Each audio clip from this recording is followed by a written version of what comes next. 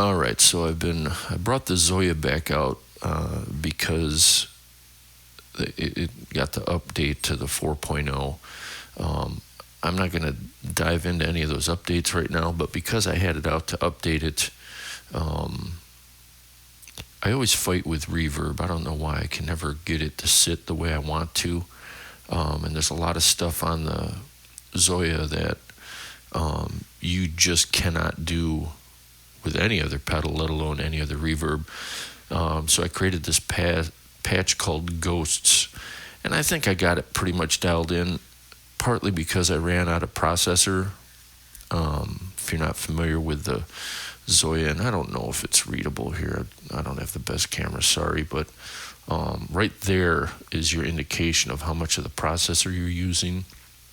And if you look at this patch, there's 3 pages, 1, page 2, page 3, and I'll go through everything on it here. But so there's a lot going on with this patch, but the reason I call it Ghosts is because kind of at the heart of it is the ghost verb. So what you're hearing now is my dual signal chain. So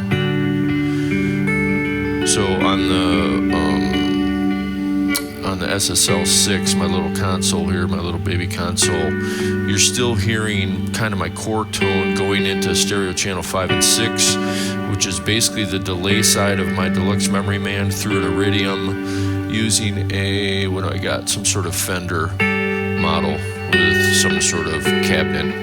Don't know which one it is. It's the one that sounds the best to me, though. So the wet side, or the wetter side, is my core sound going through.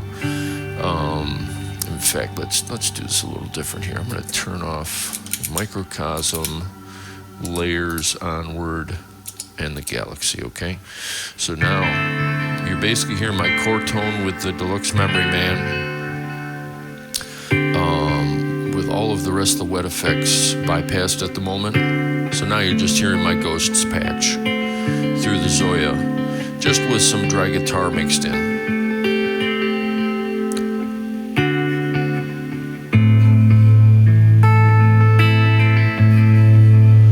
And let's see here, I'm playing my 335 with my flat wounds on it, my Cobalt flat wounds, and I'll just use both pickups for all this.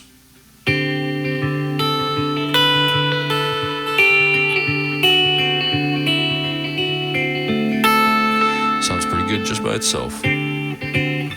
Okay, so like I mentioned, this patch is 3 pages long. I could probably fit it on 2 pages, but when you're working within the Zoia, each one of these colored areas are a different patch. So this is the stereo input, okay, left and right. This is the stereo output, okay, and then I hit the left input, you can see what it's connected to. So I've connected the input directly to the output. This next one here is the ghost verb in stereo. The ghost verb also has, so this is what I did that's unique with the ghost verb. I like to do this with the Zoia, and I know you can't do this with anything else, is I took an envelope follower, okay? I assigned the inputs to the input of the envelope follower. I sent the envelope follower to the resonance of the ghost verb, okay, as well as a control voltage inverter. And I'm taking the control voltage inverter and I'm sending it to the decay or the feedback of the ghost verbs, which means if I'm just selecting, okay, so what you're seeing here right now is the decay of it, which as you can see is a pretty big decay, but when I play, because of the envelope follower going through the control voltage inversion, what it does is when it detects a signal, as you can see, it lowers the decay. So it helps, while there's information coming through, it helps minimize the amount of decay so you don't get buried in this wash. But when you stop playing, it comes back. So instead of using pre-delay, you're kind of actively suppressing the decay while you're playing. So it has a very natural way of keeping your actual performance in the front. And simultaneously, okay, the output of just the envelope follower, because that input is not inverted through control voltage, I'm sending that to the resonance. So if you look at the resonance now I've highlighted, when I play, it maximizes the resonance. Because if I were to have that resonance maxed with the decay high, it would turn into a mess. But now, as I'm playing, it's maximizing that resonance, so I get that kind of hovering ghostliness that the ghost verb has while I'm playing. But when I stop playing, as you can hear, the decay comes back, and then the resonance goes back down to my selected spot for the resonance. So that's kind of at the core of it. Now, as I said, I'm routing the signal directly through to the outputs, as well as through the reverb and everything else I'm about to talk about. So it's effectively a parallel effect that I'm using, which means that I have it at 100% mix. And again, I hope that's visible. So that was at the core of the idea with this patch. I really like the idea of using these envelope followers and control voltage inverters to actively manipulate parameters rather than having LFOs and things either at random or sine waves or square waves, because that gets too repetitive. This is much more organic sounding to me.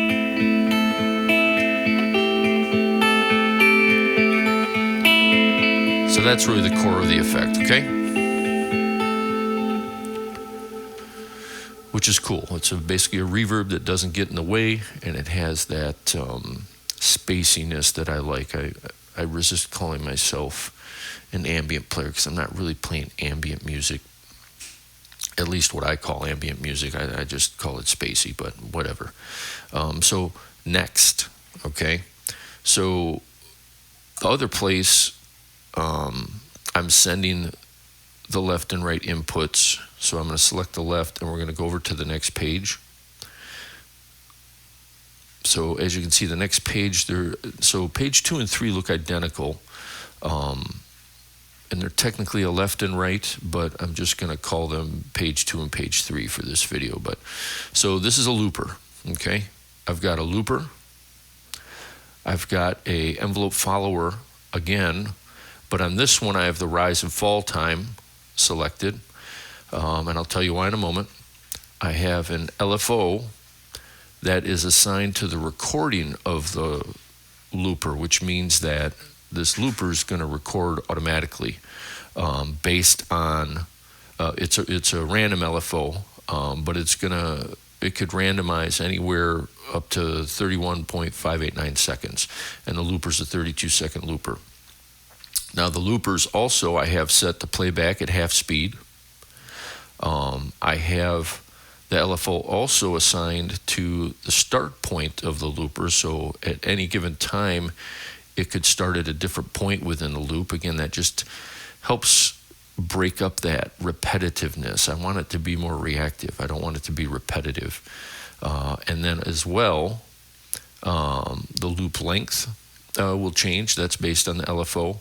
And then down here, I have the LFO attached to the forward and reverse function of the looper. So the looper could start at a different point. It could play forward or it could play reverse. And then the function of the envelope follower, it's going to send that signal coming from the looper, okay? Hope I'm explaining this well enough.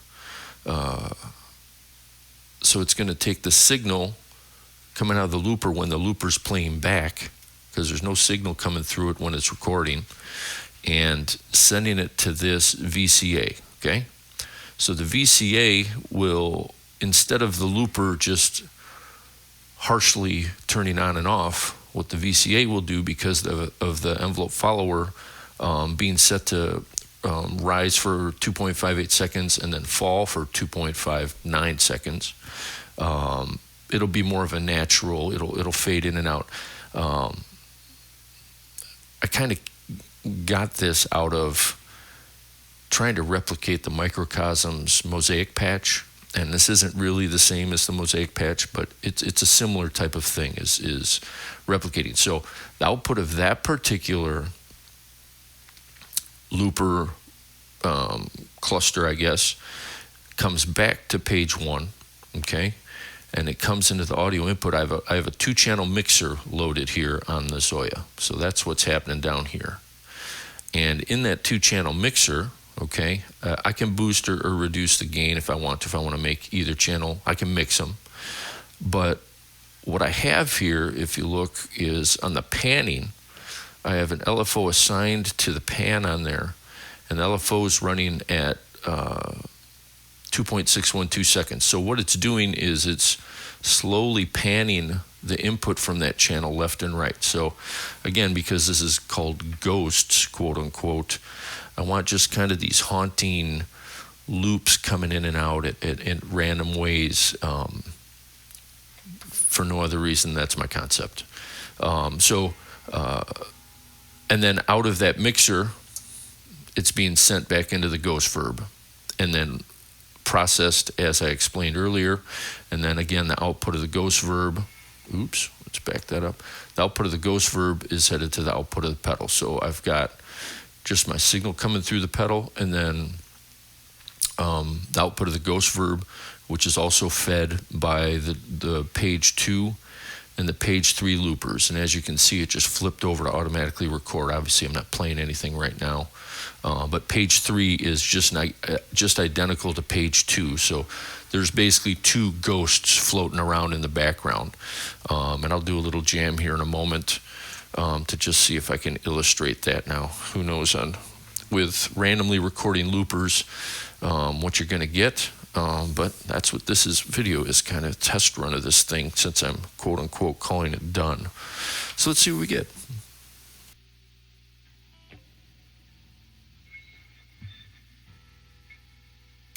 I should also note for this little jam, I'm going to turn the rest of my wet effects on, because I'm probably going to do a loop on the microcosm. So again, once the signal comes out of my Sonic Stomp Pro, all right, take that back. Well, hang on, let me think about this. Yes, once it comes out of the Deluxe Memory Man, the direct out of the Deluxe Memory Man, which is not delayed, goes into the microcosm, then the MXR layers, then the onward, Chase Bliss onward, UA Galaxy, through the Zoia running the ghost patch. So you're going to hear all the wet effects here.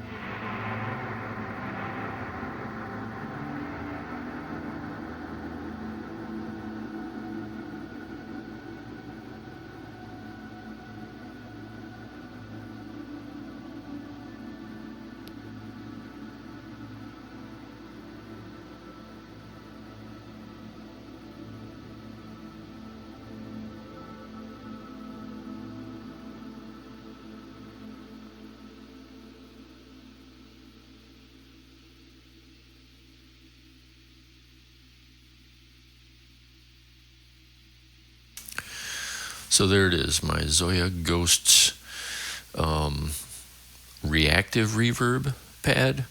I've tried different things like this before, but I never really combined the loopers, automatically recording loopers, as well as the ghost verb like this. So I think it turned out pretty cool. You got kind of that ghostly thing happening in the background as you're playing. So very pleased with it. I'm a little curious to see how it sounds on the back end here after I'm done recording. So until next time, thank you.